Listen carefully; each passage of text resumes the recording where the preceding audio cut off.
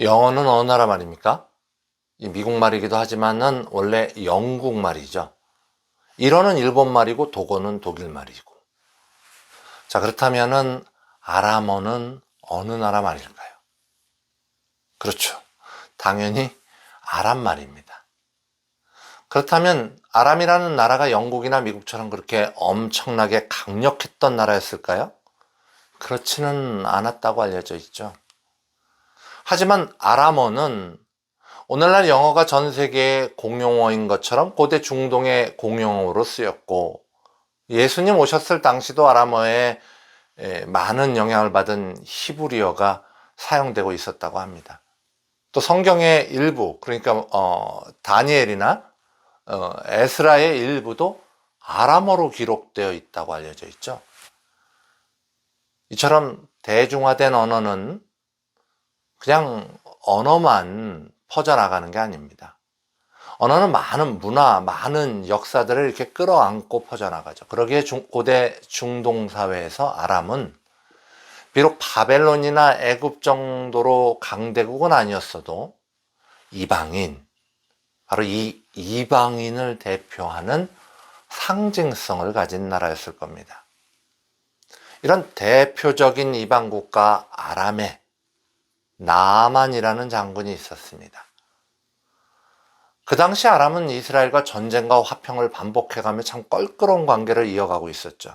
이스라엘의 대표적으로 악한 왕 아합 왕도 이 아람과의 전투에서 전사하지 않았습니까?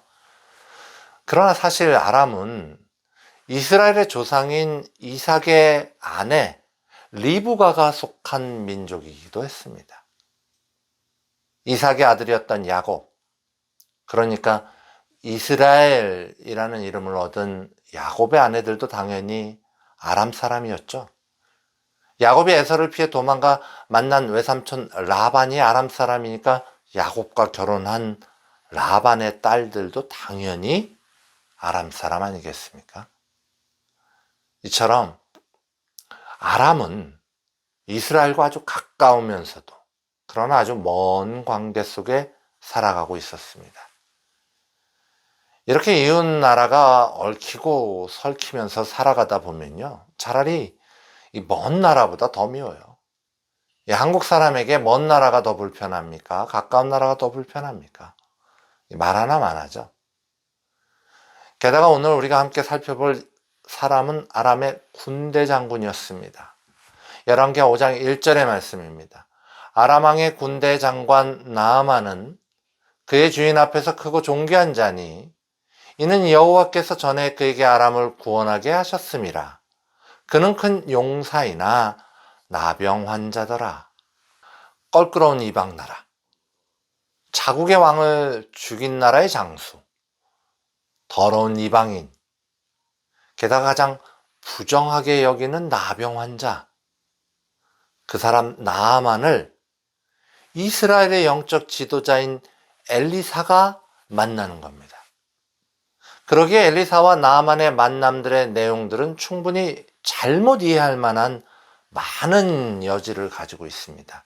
말하자면 엘리사가 나아만을 안 만나줬는데, 아니 왜 안 만나줘? 싫으니까 그랬겠지. 엘리사가 나아만을 직접 손대고 안 고쳐줬는데, 아니 왜 그랬어? 더럽잖아. 나병 환자니까. 엘리사가 나아만이 주는 돈을 안 받았는데, 아니 왜 그랬어? 그 돈을 받아야지. 그때 얼마나 어려웠는데. 자존심 상하게 적국의 장수에게 돈을 왜 받냐. 뭐 이런 식으로 완전히 성경의 본래 의미와는 아무런 상관없는 이해를 할 수도 있는 겁니다. 그래서 이 구절들, 나아만과 엘리사가 만났던 이야기를 우리가 좀 더 자세히 살펴봐야 해요. 이 자세히 이해할 필요가 있는 겁니다. 한 나라의 군대 장관이 되고 큰 공을 세워서 위세가 당당하고 왕의 신임을 받아 부귀 영화를 누리던 나아만은 그러나 나병 환자였습니다. 근데 좀 이상하죠? 아무리 유대인이 아니고 아람 사람이라고 해도 나병 환자가 어떻게 전쟁을 합니까? 나병 환자가 어떻게 장관을 하죠? 그래서 원어를 보면 나병 환자더라, 뭐 또 성경 번역에 따라 문둥병 환자더라 라고 번역된 말이 메초라라고 되어 있는 것을 확인할 수가 있습니다. 이 메초라라는 말은 우리가 아는 나병, 그러니까 한센병이라고도 하잖아요. 꼭 그 병만을 지정해서 하는 말이 아니에요. 이 메초라라고 하면은 전반적으로 심한 피부병을 다 포함하는 말입니다. 하여간 나아만은 이방인인데 거기다 메초라, 악성 피부병까지 걸려 있었죠. 더러움에 더러움을 더한 겁니다. 세상적으로 성공한 나아만, 그러나 그는 육적으로나 영적으로나 완전히 더러웠다는 것을 성경이 표현하고 있는 겁니다. 그 더러움으로 고통받는 나아만에게 한 줄기 희망의 빛이 비추입니다. 나아만의 아내에게는 이스라엘에서 잡아 부리던 어린 소녀 몸종이 하나 있었는데 그 아이가 이렇게 얘기하는 거예요. 열왕기하 5장 3절의 말씀입니다. 그의 여주인에게 이르되 우리 주인이 사마리아에 계신 선지자 앞에 계셨으면 좋겠나이다. 그가 그 나병을 고치리이다 하는지라. 물에 빠진 사람이 지푸라기라도 잡는다고 한 나라의 군대 장관이 이 어린 몸종의 말을 듣고 왕의 친서와 금과 은과 옷을 가지고 이스라엘로 병을 고치러 떠나갑니다. 사랑하는 성도 여러분, 나만의 이 상태를 주목해 보시기 바랍니다. 세상적인 성공 뒤에 가려진 말할 수 없는 더러움, 지푸라기라도 잡으려는 간절함, 인간적인 권력에 의지하는 마음, 금과 은으로 문제를 해결하려는 시도. 나만의 상태가요, 아주 먼 옛날 우리하고는 아무 상관없는 사람의 상태가 아닙니다. 오늘 살아가는 우리들, 심지어 크리스찬이라고 말하는 사람들의 상태일 수도 있다는 말씀입니다. 나는 이렇지는 않은가? 나는 충분히 정결한가? 나는 위기 앞에서 충분히 담대한가? 나는 문제 앞에서 돈과 권력을 의지하지 않는가? 한번 생각해 봐야 한다는 말씀입니다. 내가 나만은 아닐까? 한번 돌아다 봐야 한다는 말씀이죠. 자, 이제 나아만이 어찌어찌해서 선지자 엘리사를 찾아갑니다. 열왕기하 5장 9절의 말씀입니다. 나아만이 이에 말들과 병거들을 거느리고 이르러 엘리사의 집문에 서니, 자기를 찾아온 나아만에게 엘리사는 어떻게 했을까요? 아시다시피 나가보지도 않았습니다. 아니 자기 편한 대로 산다는 지금도 누굴 만나러 찾아갔는데 얼굴도 안 비치면 화가 납니까? 안 납니까? 요즘 세상에서도 예의가 아니죠, 이건. 정말 기분 나쁜 일입니다. 더군다나 한 나라의 고위 관료인데 이웃 나라라고는 하지만 엄연히 왕의 추천을 거쳐서 찾아온 거 아닙니까? 그런데 엘리사는 문 앞에 서 있는 나아만에게 나가보지도 않았습니다. 나아만이 찾아오기 전에 엘리사가 뭐라고 했습니까? 나아만을 두려워하는 이스라엘 왕에게 그 사람 내게로 오게 하소서, 이렇게 말해놓고서는 막상 오니까 쳐다도 안 본 거예요. 그리고는 아랫사람을 시켜 이렇게 말합니다. 엘리사가 사자를 그에게 보내 이르되 너는 가서 요단강에 몸을 7번 씻으라. 내 살이 회복되어 깨끗하리라 하는지라. 누가 봐도 화낼 만한 이 상황 앞에서 나아만이 화를 냅니다. 엘리사는 왜 이런 걸까요? 엘리사가 왜 그랬는지에 대한 별다른 설명은 성경에 따로 없습니다. 그러나 성경의 원어가 엘리사의 행동을 설명해 주고 있습니다. 나아만이 엘리사의 집 문에 서니 이 말을요, 이 원어의 용법을 고려해서 좀 고쳐보면 나아만이 엘리사와 함께 하신 여호와 하나님의 성전 앞에 기도하는 마음으로 서니라고 이해할 수 있습니다. 다시 말해 볼게요. 나아만이 엘리사와 함께 하신 여호와 하나님의 성전 앞에 기도하는 마음으로 서니. 왜냐면요, 여기 집이라는 말이 하바이트, 하나님의 성전이라는 말로 자주 쓰였고요. 서니, 서다라는 말은요, 아마드, 그러니까 간구하다, 기도하다라는 뜻을 가지고 있습니다. 그러니 이런 해석이 가능한 거죠. 그러니까 엘리사가 나아만을 무시해서 안 나온 게 아니라 나아만을 직접 하나님 앞에서 간구하며 서 있을 수 있도록 끼어들지 않은 겁니다. 나아만 스스로 여호와 하나님 앞에 서도록 한 거예요. 나병이 걸려서 오랜 시간 고생한 나아만이 신락 같은 희망을 붙들고 먼 거리 타국에 있는 선지자의 집 엘리사의 집 앞에 섰는데 그 마음에 얼마나 치료에 대한 간절함이 있었겠습니까? 그런 나아만은 자신도 모르게 여호와의 전 앞에서 간절히 기도하는 마음으로 서 있게 된 것입니다. 우리가요, 믿음으로 누군가를 도울 때 하나님과 그 사람 사이에 마음대로 끼어들고 그러면 안 됩니다. 누구도 그럴 권리는 없습니다.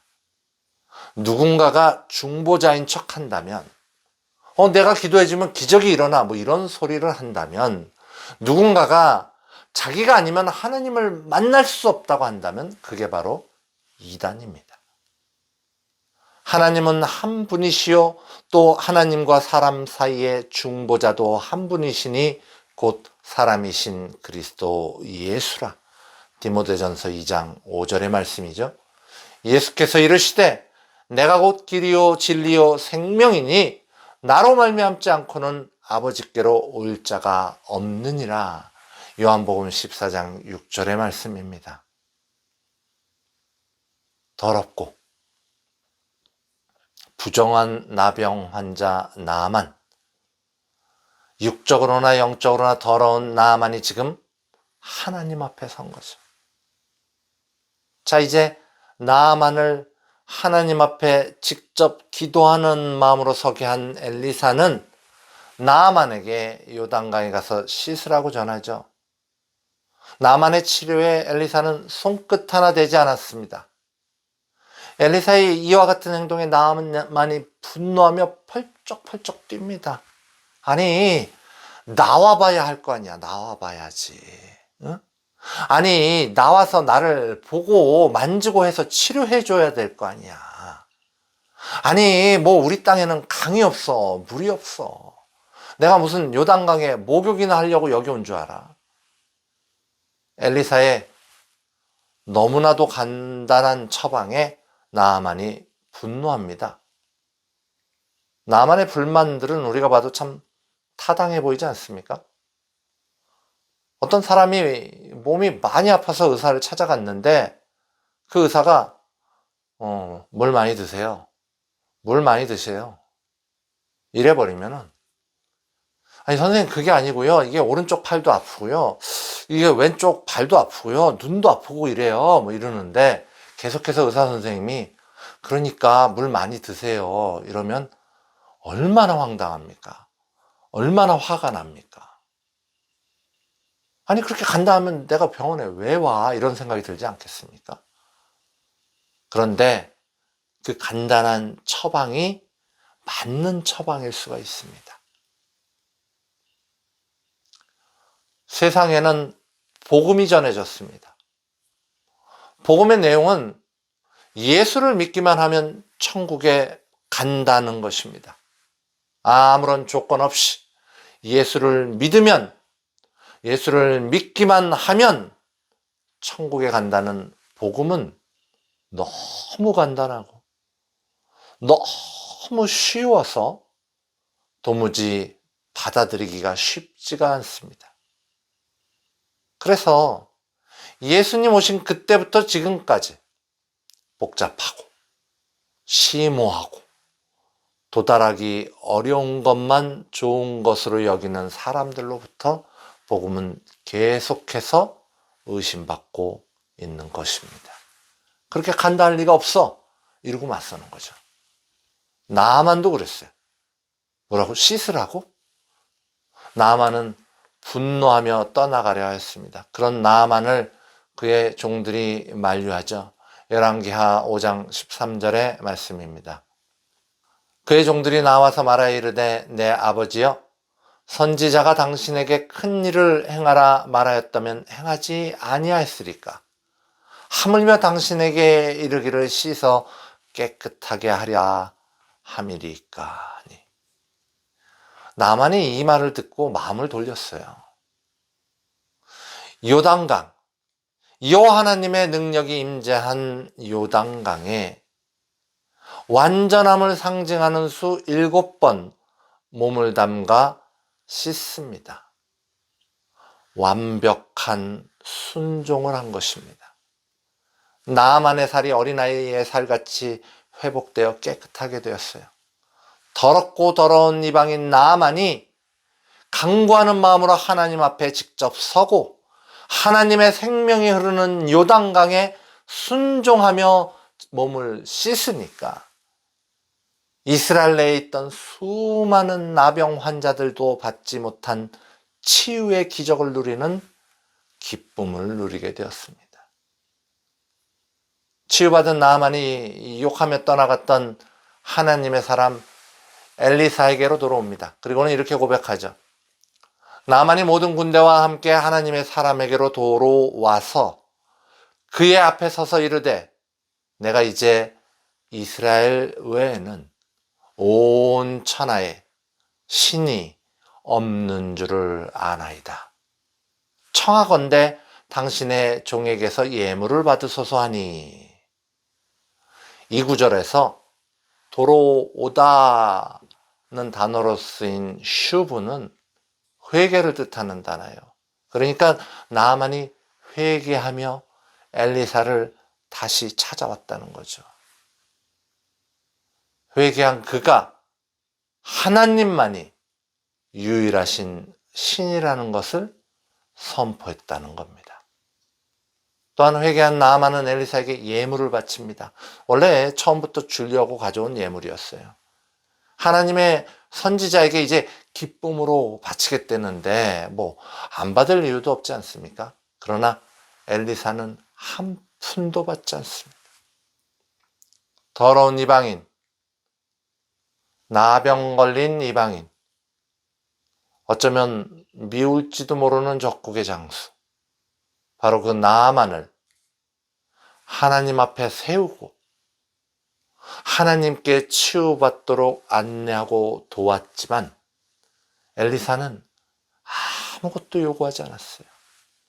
아무것도 받지를 않았습니다.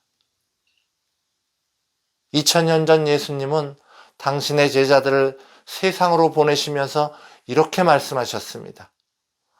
병든 자를 고치며 죽은 자를 살리며 나병 환자를 깨끗하게 하며 귀신을 쫓아내되 너희가 거저 받았으니 거저 주라. 어디서 복음 장사를 합니까? 어디서 교회 장사를 합니까? 나아만을 도운 엘리사를 바라보며 거저 받은 복음을 거저 나누려는 노력의 의미를 다시 한번 마음속에 새겨 넣으시기를 소망합니다. 감격에 감동을 더한 나아만이 이스라엘의 흙을 아람으로 가져다가 여호와 하나님께 단을 쌓고 여호와 하나님을 섬길 것을 다짐합니다. 그런데 한 가지 요청을 하죠. 열왕기하 5장 18절의 말씀입니다. 오직 한 가지 일이 있사오니 여호와께서 당신의 종을 용서하시기를 원하나이다. 곧 내 주인께서 림몬의 신당에 들어가 거기서 경배하며 그가 내 손을 의지하시매 내가 림몬의 신당에서 몸을 굽히오니 내가 림몬의 신당에서 몸을 굽힐 때 여호와께서 이 일에 대하여 당신의 종을 용서하시기를 원하나이다 하니, 이게 지금 무슨 말인가 하면요, 목사님, 저희 집이 종갓집이거든요. 저희 아버님이 종손이신데 연로하셔서 제사 지낼 때 혼자 절을 못 하세요. 그래서 제가 잡아드려야 되거든요. 그러다 보면 제가 같이 절하는 것처럼 되잖아요. 어떻게 해요? 용서해 주세요. 이런 말이에요. 근데 이 구절을 잘못 이해하면요, 나아만이 제가 돌아가면 림몬에게 제사해야 되거든요, 용서해 주세요가 되고, 우리나라처럼 제사 지내고 고사 지내는 게 일상화되어 있는 나라에서는 제가 어쩔 수 없이 제사 지내야 되거든요, 제가 어쩔 수 없이 고사 지내야 되거든요, 가서 절해야 되거든요, 용서해 주세요, 이렇게 이해할 수 있어요. 게다가 나아만의 요청에 엘리사가 뭐라고 대답합니까? 평안히 가라. 평안히 가라. 내가 하나님께 용서받기를 원한다, 이런 말 아닙니까? 그래서 이 구절을 종합적으로 잘못 이해하면, 마음으로 하나님을 믿으면, 마음으로 예수를 믿으면 제사를 지내던 구슬 하던 고사를 지내던 아무 상관이 없는 거구나, 선지자도 이미 용서해진 일이구나, 이렇게 착각하게 됩니다. 이게 맞습니까? 성도가 제사 지내고 고사 지내고 구태도 됩니까? 그럴 리가 없습니다. 나아만의 용서 구함은 여호와 하나님께 구원받았음에도 불구하고 삶의 이유로 조금씩 엇나갈 수밖에 없는, 믿음의 경건함을 유지하기 어려운 현실에 대한, 죄에 대한 민감한 신앙 양심을 말하고 있는 것입니다. 작은 흔들림조차도 그저 무감각하게 넘어설 수 없는 나만의 거듭남을 표현하고 있는 것입니다. 사랑하는 성도 여러분, 우리도 나아만처럼 이방인이었습니다. 우리도 나아만처럼 더러운 죄인이었습니다. 그러나 오늘 우리 모두는 새로운 생명에 대한 간구함으로 하나님 앞에 섰습니다. 우리 모두는 순종함으로 깨끗함을 얻었습니다. 이제 열심으로 여호와 하나님을 섬기며 어쩔 수 없이 짓는 죄 앞에서도 민감하게 용서를 구하는 나만의 믿음이 우리의 믿음이 되시기를 간절히 소망합니다.